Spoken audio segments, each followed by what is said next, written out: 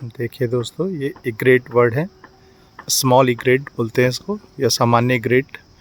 ये यहाँ पर इन हॉर्स के साथ, घोड़ों के साथ साथ हैं।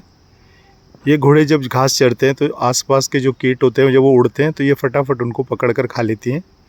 और साथ ही साथ ये इनके शरीर पर जो टिक वगैरह होते हैं उनको भी साफ़ करती रहती है।